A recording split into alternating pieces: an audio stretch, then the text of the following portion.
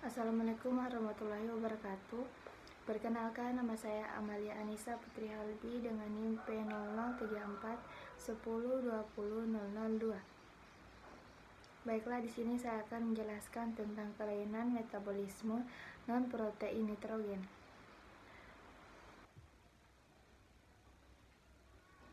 Protein juga disebut polipeptida yang tersusun dari asam-asam amino yang bergandengan dan dihubungkan oleh peptida. Kurang lebih dari 75% zat padat dari tubuh manusia bersifat protein dengan fungsi yang berbeda-beda. Asam amino masuk ke badan melalui sumber makanan dan asam amino segera diantar ke sel jaringan yang segera menyusun protein. Dalam jaringan hidup, nitrogen terdapat sebagai protein dalam jumlah relatif besar dan sebagai non-protein nitrogen dalam jumlah yang relatif kecil. Keseimbangan nitrogen setiap hari yaitu 20-30 gram protein yang dirombak secara irreversibel.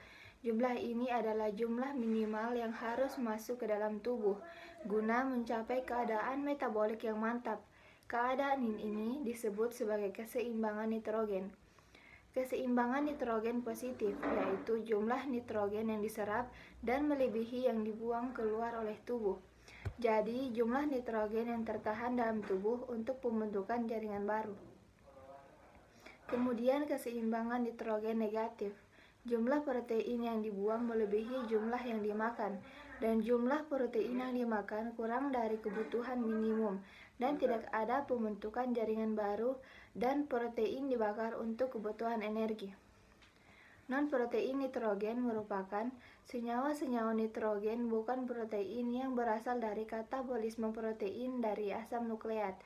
Ada lebih dari 15 non-protein nitrogen yang berbeda dalam plasma dengan konsentrasi total nitrogen 250-400 mg per liter. Non-protein nitrogen terbesar adalah urea dengan sebanyak 45%. Zat-zat yang tergabung dalam non-protein nitrogen diantaranya yaitu ureum, asam urat, kreatinin, amonia, dan asam amino. Urea atau ureum dibentuk di hati dari katabolisme asam amino atau protein yang merupakan produk ekskresi metabolisme protein. Urea difiltrasi di glomerulus dan direabsorpsi di tubulus. Reabsorpsi menjadi lebih besar dengan meningkatnya kadar urea dalam urin. Sebaliknya, reabsorpsi berkurang bila urin makin cair. Meningkatnya urea dalam darah dinamakan uremia. Keadaan ini disebabkan oleh ekskresi urea yang terhambat karena kegagalan fungsi ginjal. Kemudian kreatinin. Kreatinin disintesi oleh hati dan terdapat hampir semuanya di dalam otot rangka. Kreatinin meningkat dalam darah, fungsi renal berkurang, berjumlah relatif kecil dalam darah dan jaringan tubuh.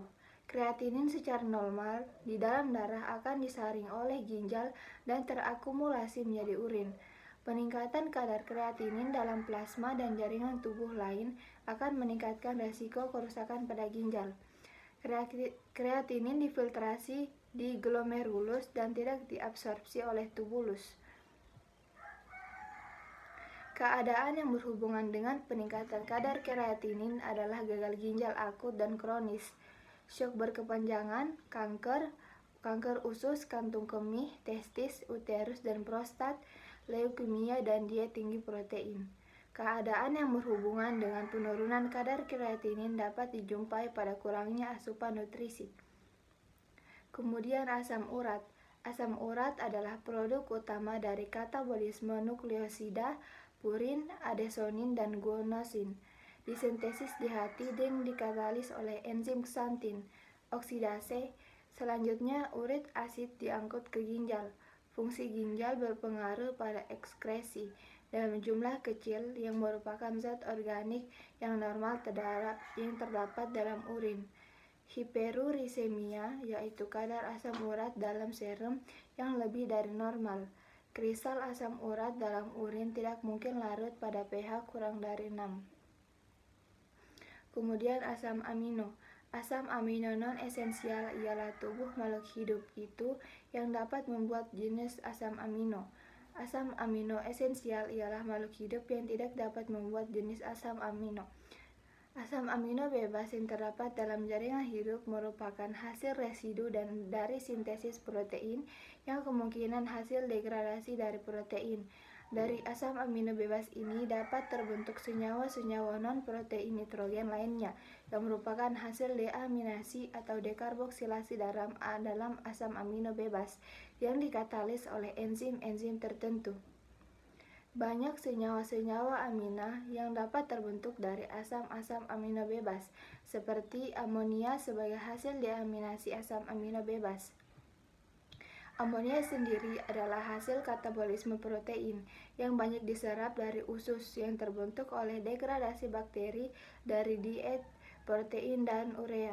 Sebagian besar amonia dibentuk oleh bakteri di usus dari protein makanan ataupun dari urea. Amonia dibentuk di hati dengan oksidatif deaminasi asam amino, terutama glutamik dehidrogenase yang mengkatalisa deaminasi dari L-glutarat ke Baik, sekian dari saya. Wabillahi taufiq wal hidayah. Wassalamualaikum warahmatullahi wabarakatuh.